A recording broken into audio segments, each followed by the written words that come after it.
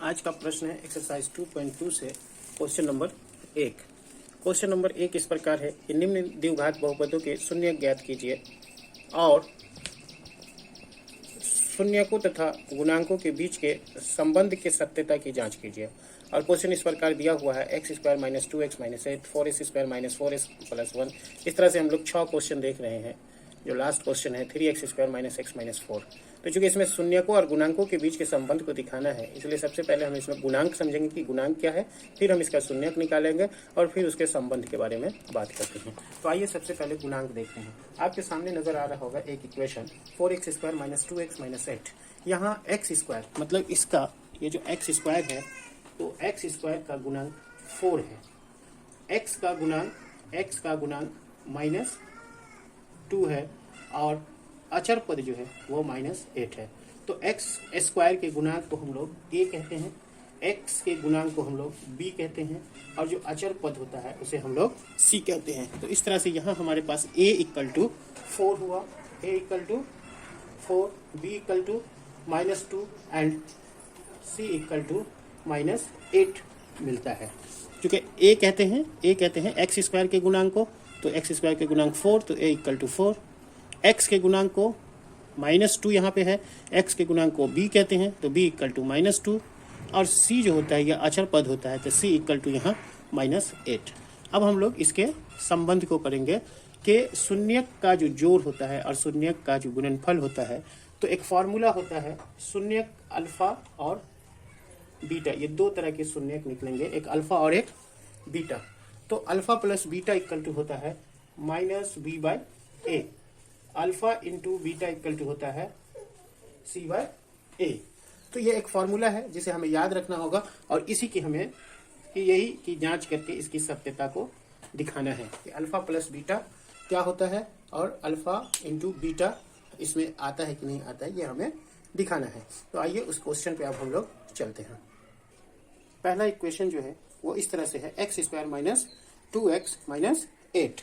तो आइए हम देखते हैं कि इसे कैसे सॉल्व करें। यहाँ एक्स स्क्वायर है तो इसके साथ कुछ नहीं है, मतलब 1 है, मतलब हुआ a इक्वल टू यहाँ पे क्या हो जाएगा a इक्वल टू 1। यहाँ x का गुणांक जो है माइनस 2 है तो b इक्वल टू माइनस 2 और c इक्वल टू माइनस 8 होगा।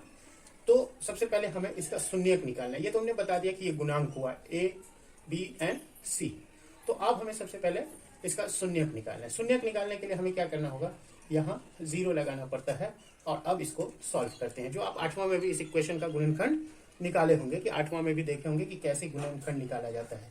तो इसका और इसका जो गुना आता है वो 8 आता है और इसको इस तरह से जोड़ घटाव करेंगे कि जोड़ने घटाने के बाद माइनस 2 आ जाए और गुना करने के बाद माइनस 8 आ जाए।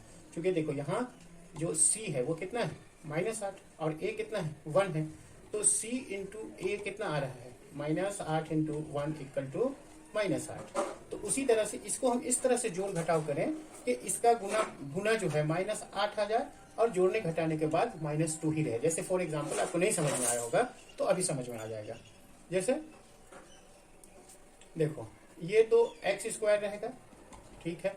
ये माइनस 2 जो है इसको अगर हम लोग माइनस 4x लिखें, ये माइनस 2x है, इसको माइनस 4x लिख करके इसमें प्लस 2x कर दें तो देखो माइनस 4 में प्लस 2 तो फिर माइनस 2 ही आ जाएगा ना।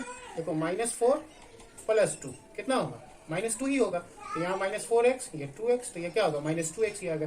तो ये माइनस 2x को हम लोग क्या लिख सकते हैं minus 4x plus 2x minus 8 equal to 0। तो हम लोग इस तरह से लिख सकते हैं। अब हम लोग क्या कर देते हैं कि इसको एक ग्रुप बना देते हैं, इसको दूसरा ग्रुप बना देते हैं। तो देखो इस दोनों ग्रुप में ये जो x है दोनों में है तो x हम लोग कॉमन ले लेते हैं। तो यहाँ x एक x निकल जाएगा इस x स्क्वायर से, तो यहाँ क्या बचेगा x और माइनस 4x से x निकल जाएगा तो यहाँ बचेगा 4। उसी तरह से यहाँ प्लस ये 2 इसमें भी है और 2 इसमें भी है, मतलब माइनस 8 में भी 2 है। देखो कैसे 2 इंटू माइनस 4 क्या हो जाएगा माइनस 8। तो यहाँ भी 2 है और यहाँ भी 2 है, मतलब इसमें भी 2 है और इसमें भी 2 है। तो 2 कॉमन लेंगे तो क्या बचेगा x माइनस 4 इक्वल टू 0। तो अब हम लोग क्या करते हैं कि इसको और इसको एक ब्रैकेट है ले लिया और इसको एक जगह कर देते हैं। तो ये हो गया 0, मतलब x माइनस 4 दोनों में x माइनस 4 है तो उसको अलग ले लिया तो यहाँ बच गया x प्लस 2 को एक जगह ले लिया। तो अब इस चूंकि ये 8वां में आप लोग बना चुके हैं, 9वां में भी बना चुके हैं गुणनखंड। तो अब देखो कोई भी नंबर आपस में जब मल्टीप्लाई होता है और वो 0 हो जाए तो इसका मतलब है कि उसमें से कोई एक नंबर 0 है। 0 से ही कोई चीज मल्टीप्लाई होके 0 बनता है। तो या तो ये 0 है या ये 0 है। तो हम इसी चीज को चेक करते हैं कि क्या होता है। तो यहाँ लिखेंगे अगर x माइनस 4 इक्वल टू 0 तब क्या हो जाएगा, x इक्वल टू ये 4 इधर जाएगा तो माइनस में है तो यहाँ प्लस में आ जाएगा। और अगर देखो अगर x माइनस 4 इक्वल टू 0 तो x इक्वल टू 4 हो गया। उसी तरह से अगर ये x प्लस 2 अगर 0 होगा, x प्लस 2 0 है तो x इक्वल टू क्या हो जाएगा, ये 2 इधर जाएगा तो माइनस 2 हो जाएगा। तो ये शून्यक हुआ और ये शून्यक हुआ।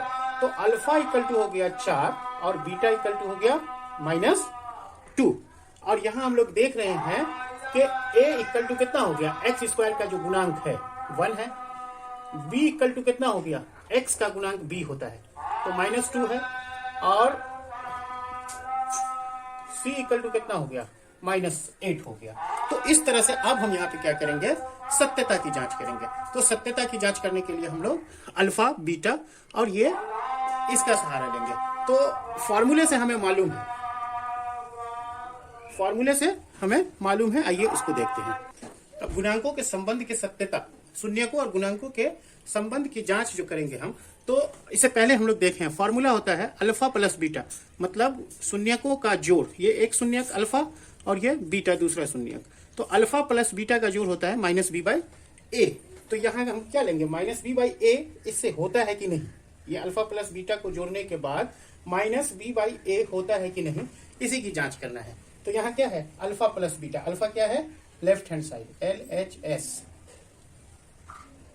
से क्या होगा, alpha plus beta equal to, तो अल्फा कितना है 4 है और बीटा कितना है -2 है। तो अल्फा प्लस बीटा 2 आया। अब उसी तरह से क्या लेंगे, RHS क्या है, RHS है -b/a, -b/ ऐसे ही लिख दो LHS equal to alpha plus beta. तो RHS -b/a। तो देखो -b कितना है, b इक्वल टू -2 है। तो -b इक्वल टू कितना होगा, माइनस और b का वैल्यू -2 और a कितना है 1 है, 1 है। तो माइनस माइनस ये माइनस और माइनस गुना होकर कितना बनेगा, 2/1 इक्वल टू 2। तो इस तरह से हमने क्या पाया, इस तरह से हम पाया कि alpha plus beta equal to -b/a क्या है, यहाँ पे सत्य है, मतलब ये सत्यता की जांच हो गई।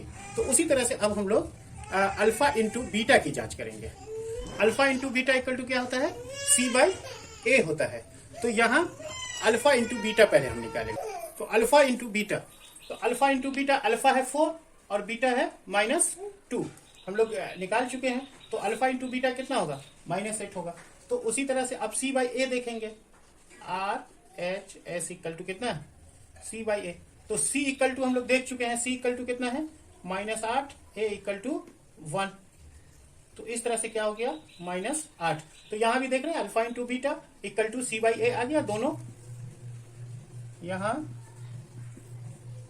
Alpha into beta equal to c/a आ गया कि नहीं आ गया। अल्फा इंटू बीटा भी -8, c/a इक्वल टू भी -8। तो यहां भी क्या हो गया, सत्य हो गया कि नहीं हो गया। तो दोनों सत्यता की जांच हो गई, दोनों फॉर्मूला हमारा सत्य निकला इसके हिसाब से। तो इसी तरह बाकी क्वेश्चन को भी हम बारी बारी से देखेंगे, लेकिन आज हमारा मतलब चूंकि आज सब कुछ समझाना था तो आज एक ही क्वेश्चन हो सका। अगले दिन हम लोग इसके बाकी 5 क्वेश्चन को एक साथ देख लेंगे। तो ठीक है, अगले वीडियो का इंतजार करें।